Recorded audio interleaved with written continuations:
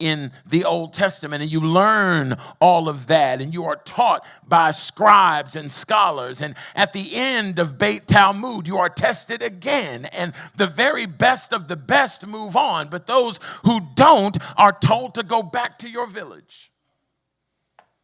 Take up your family's trade. Be an observant Jew. Go on with your life.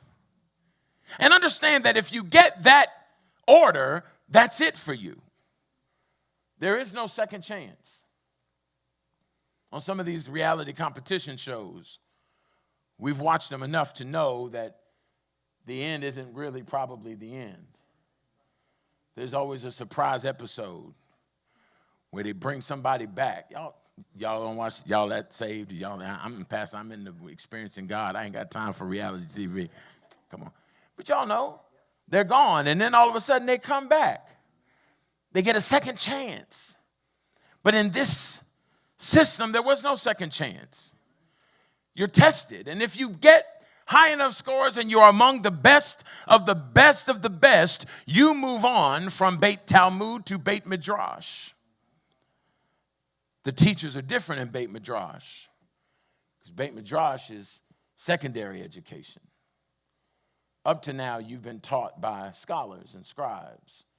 Beit Midrash, you're taught by rabbis. Imagine being an athlete with professional basketball aspirations and making it to a level where you are now being coached by the stars of the NBA. That's a whole different thing. And now you've made it to this level. Everybody else is back in their village, learning their family's trade, becoming observant Jews, going on with their lives. But you've now moved up to Beit Midrash. At the end of Beit Midrash, there is no formal testing like there was after Beit Sefer and Beit Talmud. At the end of Beit Midrash, you were just sent home. Sent home to your village. The reason there was no test is because the next test is not a test that you can measure on paper. This wasn't a quantifiable result. You see, during the teaching, the rabbis were to watch these students closely. Not just watch them in class. Watch them out of class. Watch how they treated their classmates. Watch how they carried themselves at meal times. Watched how they played with people on the playgrounds. Watched how they interacted with people. How they treated other adults, how they treated one another.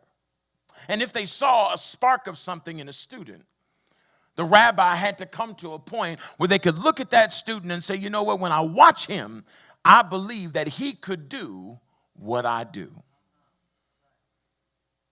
And so they take note of those students, but they send everybody home. They go to the villages, many times in disguise. They go to the villages of the students that have piqued their interest. And when they go, everyone is told, go back to your village. Pick up your family's trade. Be an observant Jew. Move on with your life. And so they leave not knowing what their fate is going to be, but they're holding in their hearts the hope that they're going to get the call. And so when they finish Beit Midrash and go back to their villages, these rabbis come in secret. And now they watch them at home. They watch them move around. They watch how they treat their brothers and sisters. They watch how obedient they are to their parents. They watch how hard they work. They look at their level of industry. They even begin to do a little bit of a background check. They ask around about this young man. And if what they see confirms what they think, at a random point during the